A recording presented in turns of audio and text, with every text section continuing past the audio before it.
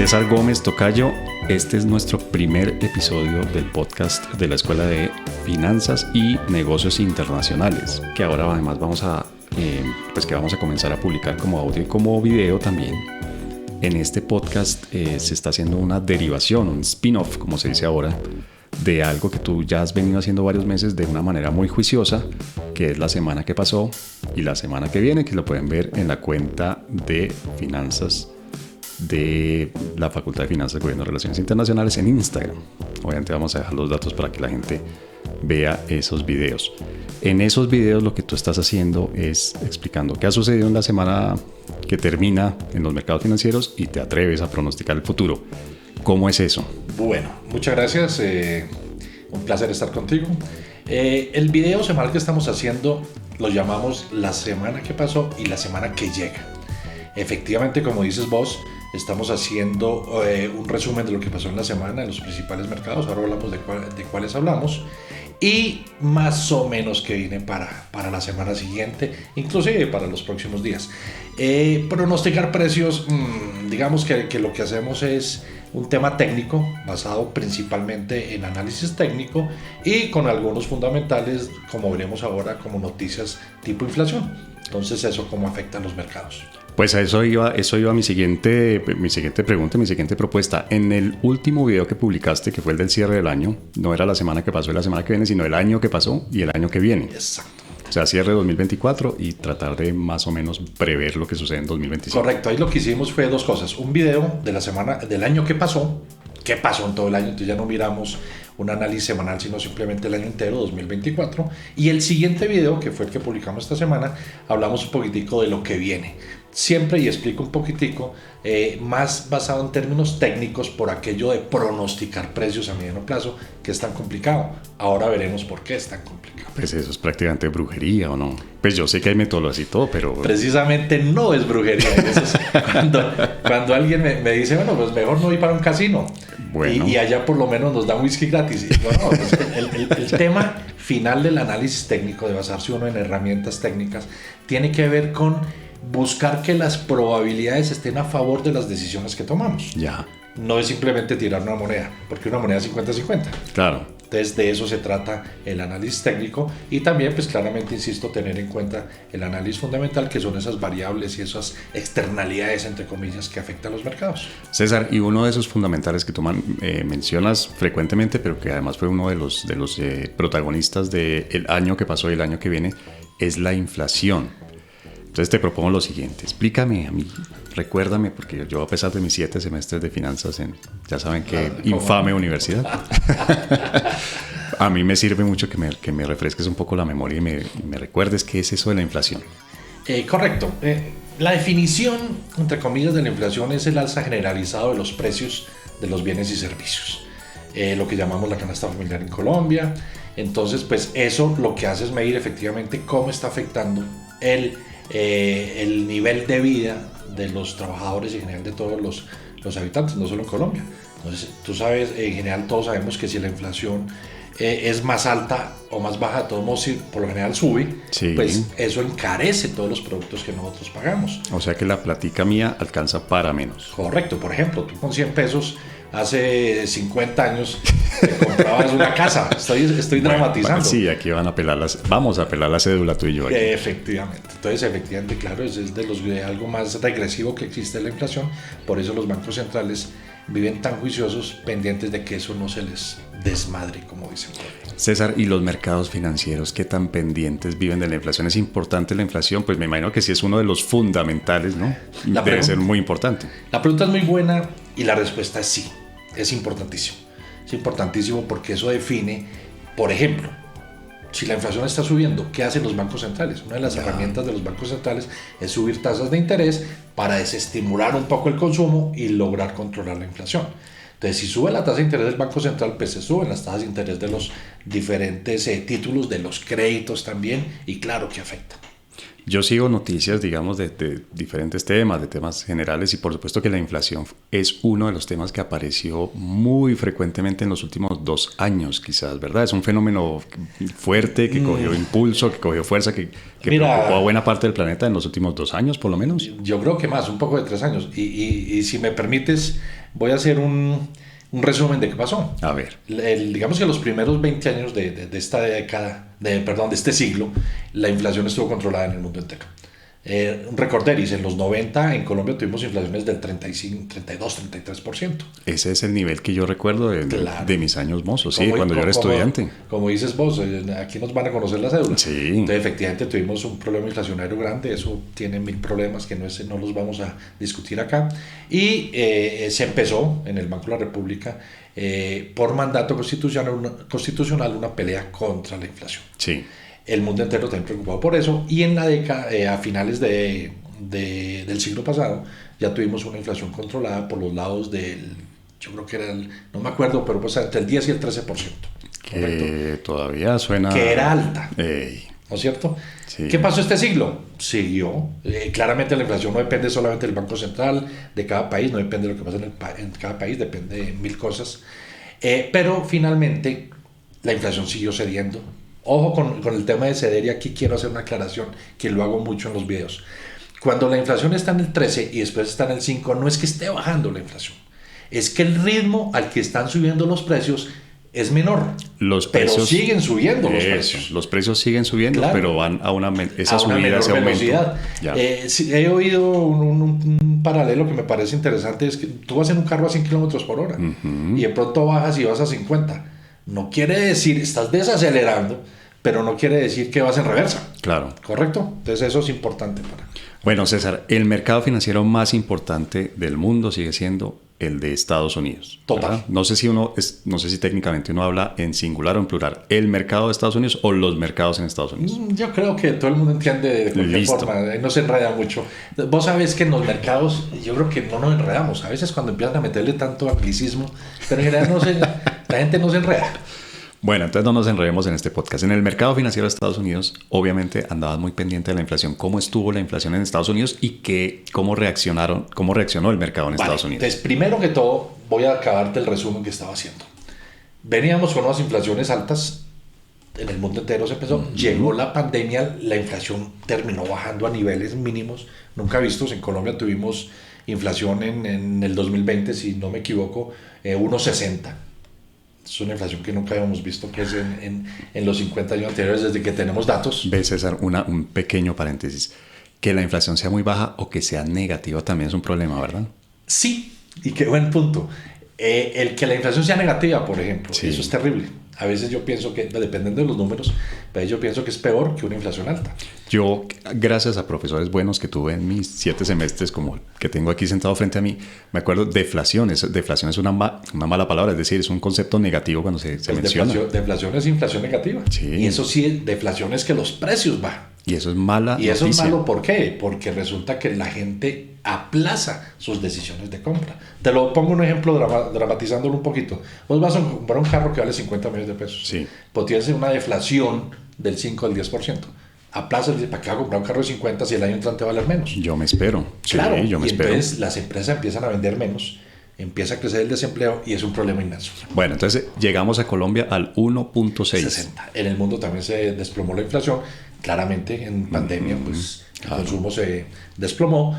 Cuando abren las economías, ¿qué es lo que pasa? Pues la actividad económica se recupera, explota y volvimos a tener en el mundo entero el fantasma de la inflación. En Colombia llegamos a tener una inflación 12 meses del 13.34. Eso no lo veíamos desde el 99.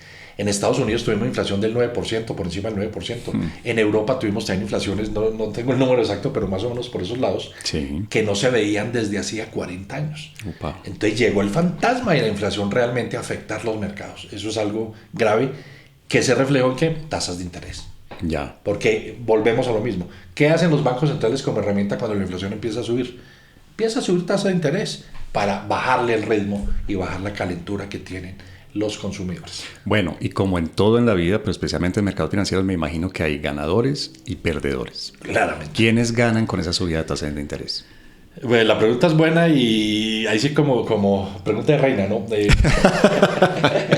¿Quiénes ganan y quiénes pierden? Pues bueno, en los mercados financieros, sí, cuando los precios se bajan, hay un producto que se llama hacer un corto y es vender algo que yo no tengo. Entonces yo lo vendo, pensemos en el dólar, creo que va para abajo, lo vendo a 4.300 sin tenerlo, esperando que baje a 4.200 y en 4.200 lo compro. Entonces, ¿quiénes ganan cuando los mercados se destuercen? Los que pueden hacer cortos en términos financieros. El consumidor del común, el inversionista común, nunca gana. No. No, porque él no tiene la posibilidad de acceder a esos productos. Entonces, ¿el qué le toca hacer? Si tiene la capacidad de reaccionar, le toca sacar sus inversiones, vender lo que tiene. Por ejemplo, si tiene un CDT al 10% anual, pues vende, se queda con la plática quieta, espera que los CDT suban al 14% y ahí sí hace la inversión al 14%. Pero es una cosa complicada, eso es más fácil decirlo que hacerlo, porque le toca esperarse un tiempo con la plata quieta, con cash, como dicen por ahí. Sí, sí. ¿Recuerdas la frase famosa de el cash is the king? Sí, sí, bueno, sí. Eso es cuando los mercados se alborotan, esa es la realidad. ¿Por qué? Porque se presentan grandes oportunidades, pero tiene que estar uno líquido. César, y eso fue lo que pasó en Estados Unidos. O sea, frente a esa inflación tan alta, eso fue lo que sucedió en grosso modo, es decir, en grandes líneas en el mercado financiero en Estados Unidos. Te hago un resumen. Los bonos del tesoro, que son los títulos más transados en el mundo entero, es la deuda pública de Estados Unidos. Los tesoros de 10 años estuvieron negociando por debajo del 1%. Ya. Hace un año, octubre del 23, estuvieron al 5%. Entonces, ¿qué hay que entender? Y este es un concepto que espero lo entiendan, y es que cuando las tasas se suben, el precio baja. El precio del tesoro. Sí, el precio del papel. Sí. O sea, si la tasa está más alta, quiere decir que el inversionista espera más rentabilidad.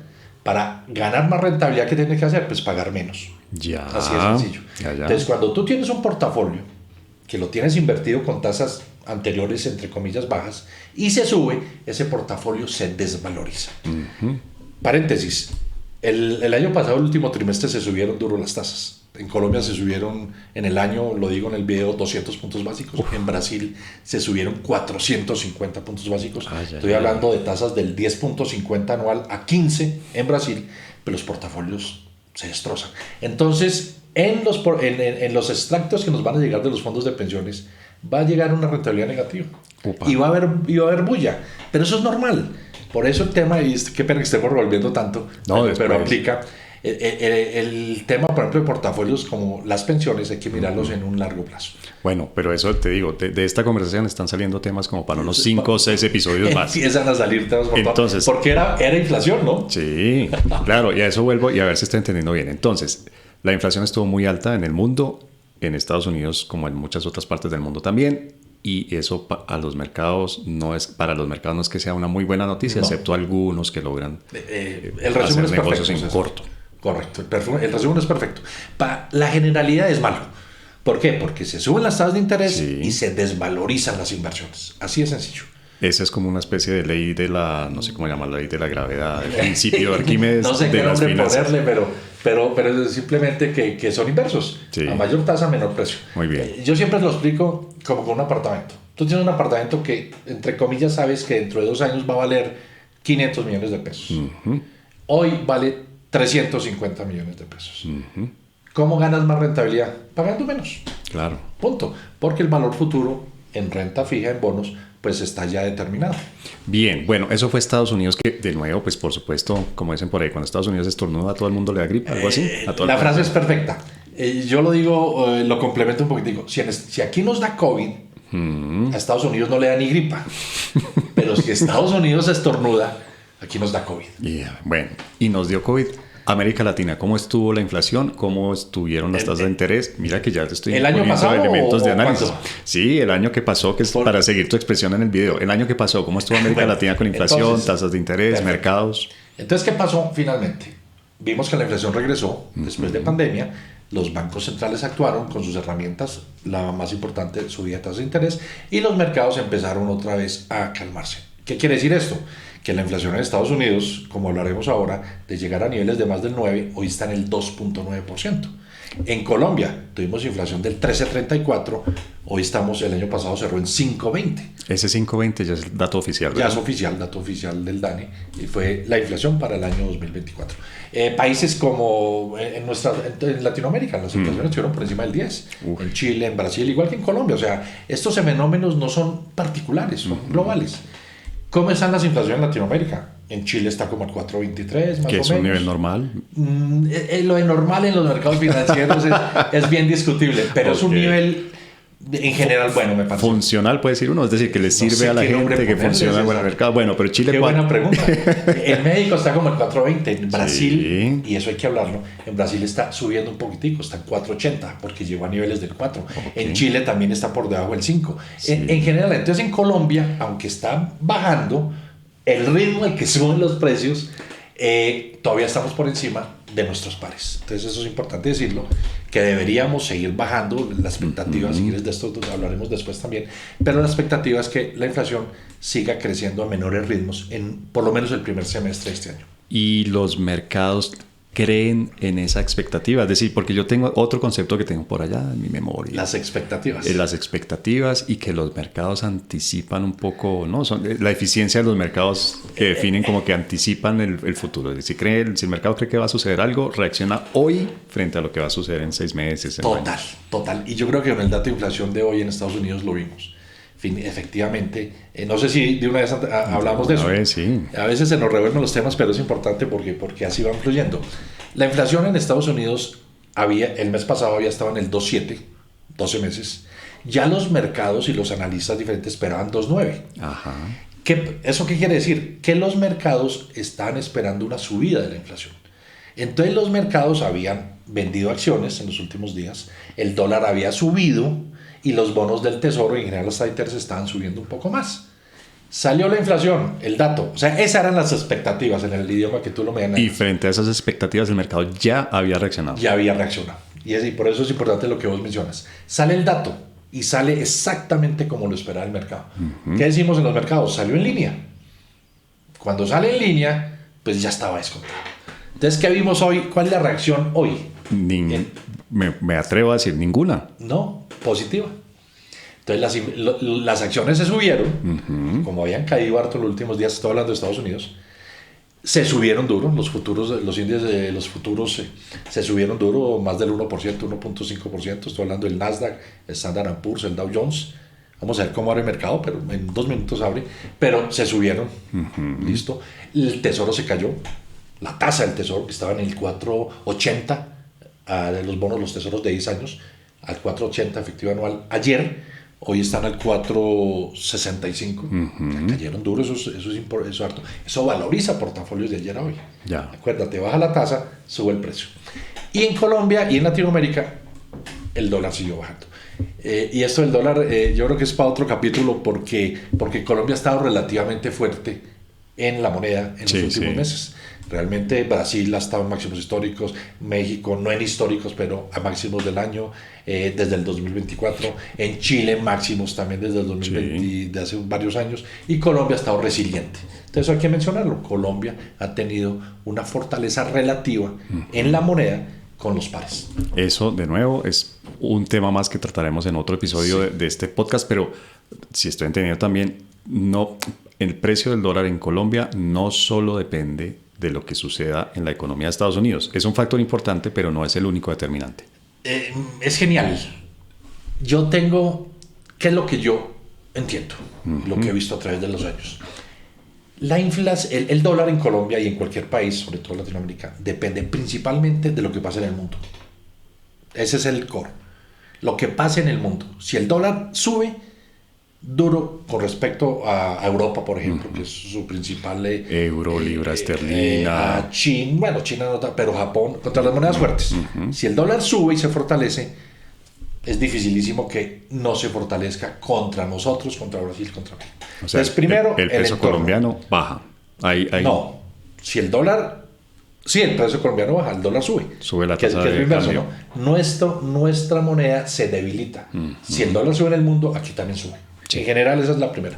Si el dólar sube muy duro en México y en Brasil, que es el referente latinoamericano, también es difícil que aquí aguante.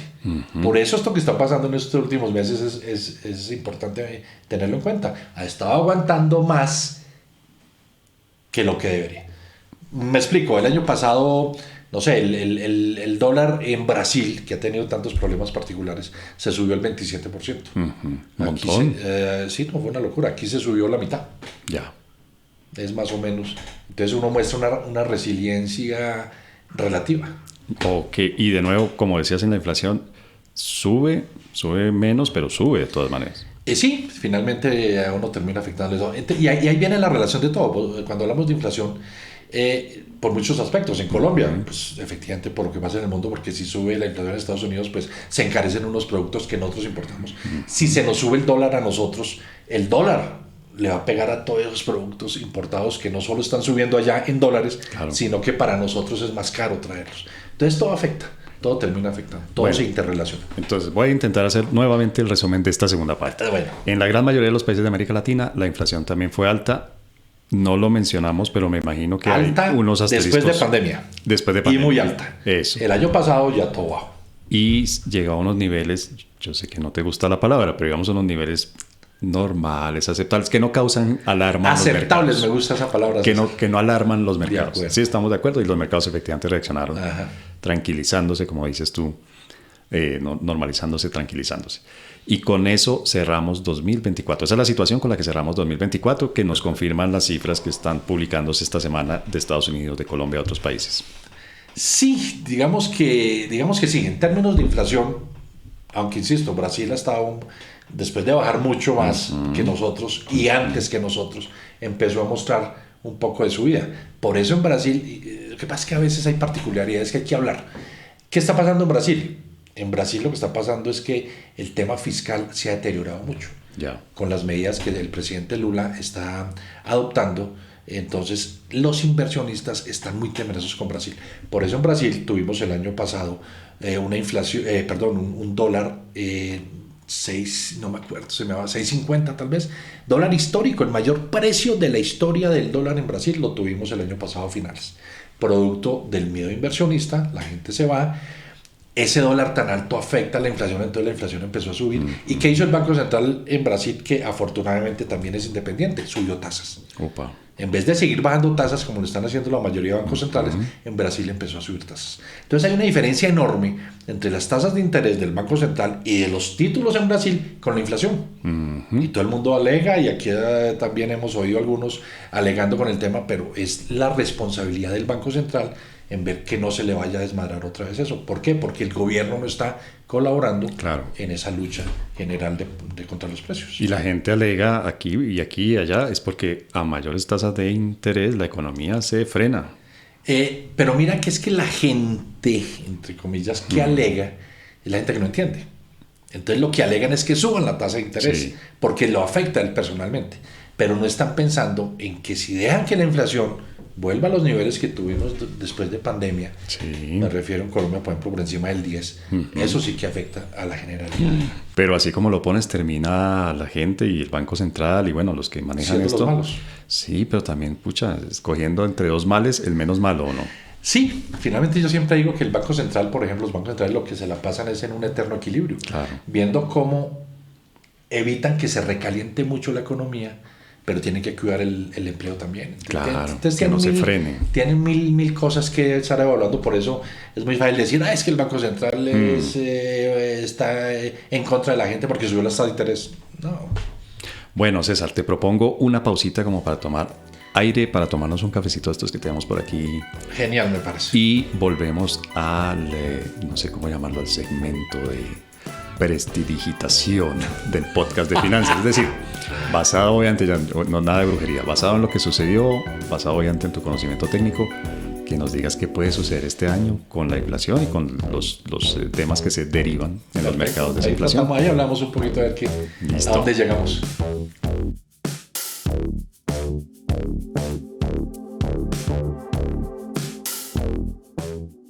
Bueno, César, en el primer segmento pues partimos de lo básico de qué es la inflación, vimos cómo se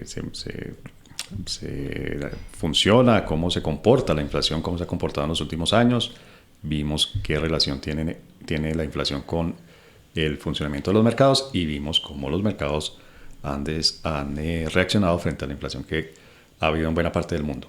En este último segmento, segundo segmento de este podcast, vamos a ver qué podría llegar a suceder con todos los condicionales puestos, qué podría llegar a suceder con la inflación este año y, por supuesto, cómo podrían reaccionar los mercados. Entonces, vámonos a Estados Unidos. ¿Cómo se va a comportar? ¿Cómo crees tú que se puede comportar la inflación en Estados Unidos este año? Mencionaste una palabra clave, condicionales. Esto definitivamente, el que te diga a ti, eso lo peleo yo hace siglos, que es que el dólar en diciembre 31 va a estar a tanto. Eso es carreta porque depende de 1000 cosas. Entonces, por ejemplo, este año, ¿qué tenemos? Ya tuvimos inflación, que era un dato importante que esperaban los mercados, salió en Estados Unidos en línea, pero subiendo un poquitico. Entonces eso hay que mirarlo con calma, hay que mirar más allá qué datos específicamente fueron los que subieron, lo que la Fed tiene en la cabeza. ¿Y qué viene? Viene Trump, viene la posesión de Trump, ese es un evento importante que hay que tener en cuenta. ¿Por qué? Porque no sabemos con qué va a salir. Están anunciando muchas medidas, alguien me decía hoy que viene con 100, no sé si cómo llamarlo, decretos o qué, pero 100. Sí, digamos, el equivalente aquí serían decretos sí, algo así, 100 listos. ¿Qué se puede venir ahí? Me imagino que en esos hay muchos que son aranceles. Claramente, y ese es el principal. Él ha sostenido continuamente que va a subir aranceles. Entonces, si sube aranceles, ¿qué viene? Presión sobre la inflación. Claro. Punto. ¿Qué viene? Presión sobre sus principales socios como México. Canadá. Y eso es lo que efectivamente, desde que nombraron al nuevo presidente y este enfrentamiento con Trump, no solo en México, sino en Estados Unidos, hizo que el dólar en México se disparara. Ha estado en unos niveles por encima de 20, y eso es lo que voy a utilizar yo como condicionales para ver qué podemos esperar este año. Entonces, primero, viene un evento importantísimo. ¿Qué va a pasar? ¿Con qué nos va a salir el nuevo presidente? Y más aún, que es lo importante, ¿cómo van a reaccionar los mercados a esas medidas? Condicionales, ¿qué pensaría uno? Que si sale con unas medidas muy agresivas, la inflación va a empezar a pegarle otra vez a Estados Unidos. Si la inflación le pega, la Fed no va a bajar más tasas, de pronto hasta se suben. Si se suben las tasas, va a afectar portafolios y todo lo que hemos estado hablando. Esas son las consecuencias, eso es un condicional. Entonces, que uno diga, es que yo veo que, no, depende de qué va a pasar con las medidas que saque o no saque el presidente. César, pero también hay probabilidades. Yo, por lo que estoy entendiendo, para ti ese escenario es el más probable y es un escenario que no es tan halagüeño. Sí, y ahí viene el tema de las probabilidades. Es que esto termina siendo unos árboles de decisión complicados. Primero, ¿qué saca? No sabemos así qué saca. Entonces, digamos que uno le pega, listo, va a sacar unos aranceles. Segunda rama, ¿qué tan agresivos esos aranceles? Tercero, ¿el mercado ya descontó o no ha descontado? Entonces ves cómo se empieza a ramificar el tema, y cómo las probabilidades se empiezan a dilatar. Claro. Por eso, ante estas cosas yo lo que pienso siempre es que hay que ser muy reactivo, más que tratar de adivinar, porque ahí sí sería lo que vos mencionabas al principio, tratar de meterle brujería. No adivinemos, veremos qué pasa y los mercados cómo lo toman. Bien, bueno. Y América Latina en general. Y América Latina, pero siempre que uno habla de América Latina sabe de quiénes está hablando, ¿no? Está hablando de Brasil, de México, Argentina. Argentina lamentablemente ha estado fuera del radar de todo. En todos estos años de los nefastos gobiernos que lo tuvieron. Pero la cosa parece que está cambiando. Ahora, todavía no lo tenemos en los radares. Todavía todo lo que pasa en Argentina, por ejemplo, va a ser muy bueno comparativamente, que claro. Se tocar un fondo. Sí, entonces, cualquier cosa que hagan, yo pongo un ejemplo siempre con esto, César. Si tú tienes un activo que vale 100 y se baja a 10, eso fue un destrozo total. Claro. Perdió el 90%. Claro. Está en 10, se subió a 20. ¿Cuánto subió? El 100%. El 100%. Entonces, la bulla que hace todo el mundo es que subimos el 100%. Mierda, pues que estaban en el fondo. Claro. Entonces, el análisis siempre hay que tenerlo con mucho cuidado. Argentina es el dato atípico en este análisis. Sí. Brasil, César, ¿cómo es? Brasil creo que es el motor de Latinoamérica. Lo que pasa en Brasil nos afecta a todo. O sea, los inversionistas en general más o menos dicen, listo, tenemos unos portafolios de billones de dólares. Metemos tanto en Asia, siempre tiene algo en Estados Unidos, de lo que tenemos por fuera de Estados Unidos tenemos un porcentaje grande en Asia, tenemos un porcentaje para Latinoamérica, hablemos del 30%. Estoy dando números a mano alzada. Entonces, de lo que meten en Latinoamérica, 70-80% es Brasil y México. Ya. Y el resto, los demás. entonces lo que pasa y lo que inviertan en Colombia es muy poco a nivel mundial, pero para nosotros es mucho. Claro. Entonces hay que tenerlo en cuenta. ¿Y cómo es Brasil? ¿Cómo crees tú que se va a comportar la inflación? ¿Cómo crees que reacciona el mercado brasileño? Eso es Sao Paulo, ¿verdad? Es el centro la bolsa financiero. de Sao Paulo, sí.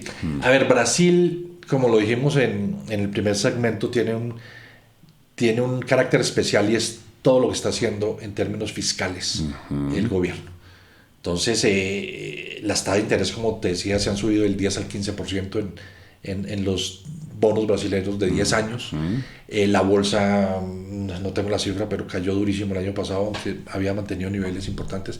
Brasil es una economía fuerte, es un gigante, pero tiene problemas coyunturales. ¿Que hay muchas oportunidades? Sí, pero los riesgos persisten. Ahí lo equiparo un poquito a Colombia. En Colombia, como decíamos, la moneda ha estado aguantando, le ha ido menos mal que a todas y en los últimos 3 meses le ha ido bien, pero tenemos unos problemas y unos riesgos grandísimos también de déficit fiscal, tenemos unos riesgos de inflación, no este año, pero si el dólar se mantiene por donde se ha mantenido, por encima de 4.300, 4.400 y se sube de 4.500, vamos a tener problemas de inflación aquí también. Entonces vuelven las tasas, pero bueno, eso no está sucediendo. ¿A qué voy? Brasil tiene grandes oportunidades, Colombia tiene grandes oportunidades, México grandes oportunidades porque los activos han sido castigados.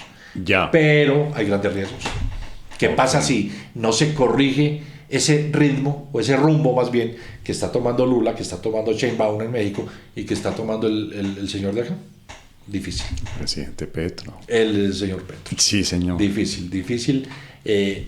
Porque de verdad, en términos de valor, sí, hay grandes oportunidades. Bueno. De hecho, ya se está hablando de algo que la gente dice o lo está llamando el trade político, el trade electoral. Sé que este año no hay elecciones en Colombia, pero ya se está hablando, y voy a poner ejemplo grandísimo, Ecopetrol está en 1800, te digo cómo está en este momento, 1840. Que es un precio relativamente bajo, ¿no? Sí, pero si es una empresa que produce petróleo y no lo están dejando explorar, ese es el riesgo. Pero el valor de Ecopetrol en condiciones normales sería el doble, 3.600. Entonces, oportunidades inmensas. Claro. Si de pronto, eventualmente, se aproximan elecciones, se ve un cambio ideológico en el gobierno en el país que permita otra vez que Ecopetrol vuelva a su labor natural. ¿Ves? Esa hay una cosita aquí yo dándomela de muy conocedor. Entonces, Ecopetrol a 1800 está barato en pesos. Me imagino que en dólares, por todo lo que tú has venido diciendo, y en la tasa de cambio debe estar aún más barato. Es decir, Ecopetrol o empresas como Ecopetrol deben ser muy atractivas para inversionistas de afuera. Sí, pero ¿por qué está ese precio? Porque los inversionistas se han ido. Entonces, el término barato y caro, me fascina hablar de eso, es muy relativo. ¿Está bueno el precio? Como digo yo, mañana le digo. Porque si mañana está 1.700, pues 1.800 no era barato. Ok. Y así con todos los activos. Los activos no son baratos ni caros per se. Son baratos y caros pensando en qué vamos a tener en 6 meses, en un año, mañana. El dólar está a 4.285 en este momento. ¿Está barato o caro? Mañana le digo. Bueno, en el próximo episodio le digo. Bueno. Muy bien. Bueno, entonces voy a decir, a ver si entendí bien este segmento. Entonces, la inflación, al parecer, ya está controlada. Por ahí reaparece un poco el demonio de la inflación, un poquito se asoma en Estados Unidos, en Brasil está activo. Y me gusta que lo menciones, perdóname, te interrumpo. En Estados Unidos, pero es esperado un pequeño subida de precios. Pero la mayoría de analistas ven que eso va a seguir cediendo. Fantasmas, el petróleo, por ejemplo, que no hablamos. Si el petróleo ha estado subiendo en los últimos días, si el petróleo se sube más, va a empezar a afectar la inflación en Estados Unidos. Entonces, ¿a qué voy? Que todo afecta. Todo afecta. Hay tantas variables que se afectan entre sí, se afectan todos los activos financieros por la inflación, por el petróleo, por la Fed, por las tasas de interés, por el nuevo presidente. Por el nuevo presidente, cosas geopolíticas. Claro. Entonces de pronto se alborota la guerra en el Medio Oriente, ¡pum!, se dispara el petróleo más. Pues, bien, bueno, entonces, primera conclusión, la inflación está más o menos controlada en buena parte digamos que el 24 se fue bien. De América, quiero decir, del continente, Estados Unidos, Latinoamérica y Colombia en ese Y de hecho el mundo grupo. entero, en Europa también está... Bueno, segunda conclusión, las perspectivas de este año no son tan claras, valdría la pena ser cautos por ahora. La pregunta es buena. Hombre. Hay grandes oportunidades. Sí. Y cuando hay grandes oportunidades, pues siempre están asociadas a grandes riesgos. Entonces ya es una decisión muy, muy personal. En función del perfil del perfil de riesgo. O sea, las tasas de interés en Colombia por encima del 12 en títulos de mediano y largo plazo. Pues genial. Entonces tenemos una inflación del 5 y va a seguir bajando. Claro. Entonces tenemos unas rentabilidades reales de más de 7 puntos. Eso es genial. Genial. Pero ¿qué pasa si esos test se van al 15? Ya no es tan genial. Ya mi portafolio se desvaloriza. Sí. Así en términos reales sigue siendo muy bueno. Bueno, muy bien, César. Bueno, pues nada, pues creo que entendí. Creo. Bueno. Después me haces el quiz a ver si sí o sí. Total.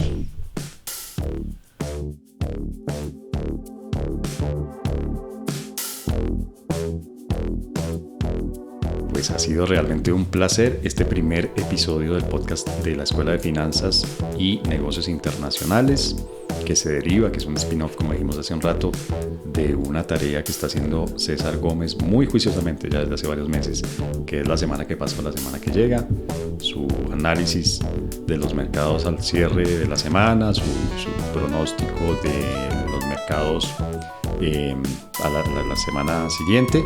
Y pues aquí estamos aprovechando otro formato para ampliar un poco el análisis, profundizar más que ampliar el análisis, y lo seguiremos haciendo periódicamente. Para mí realmente ha sido un placer. Esto es una clase magistral de uno de mis profesores del pregrado, pero tenerlo así, explicándome uno a uno, explicándonos a todos los que estamos escuchando y viendo este podcast, es realmente un placer y un privilegio. César, gracias. Pues yo no es que quede muy tranquilo con lo que hablamos hoy, pero sí quedo con herramientas para entenderlo mejor. Sí, yo creo que tampoco es de preocuparnos mucho, ¿no? Hay que seguir monitoreando los mercados. El resumen es que hay grandes oportunidades asociadas a grandes riesgos, pero hay grandes oportunidades. De lo que hablas del video que yo hago, pues sí, es un video de coyuntura. ¿Qué pasó hoy? ¿Qué viene esta semana? Entonces me fascina este podcast porque podemos hablar un poquitico más amplio de los mercados en general, que ese es el objetivo. Esto es hablar de mercados, simplemente qué lo afecta, qué no lo afecta, qué podemos esperar siempre dependiendo de. Y esto es lo que no le gusta a mucha gente. No, pues este tipo no me dice a mí, no, es que no tengo ninguna bola de cristal para decir el dólar va a estar en 4.500 en 3 meses o en un mes, no, ni idea. Claro. Depende de mil cosas, y es lo que quiero que entiendan. Bueno, y pues episodio tras episodio entenderemos un poco mejor. César, muchas gracias. A vos, un placer como siempre. Bueno, y a todos los que nos escuchan, y gracias por escucharnos, por vernos, y esperamos sus comentarios para hacer este podcast cada vez mejor, cada vez más útil, cada vez más interesante. Feliz semana. Igualmente.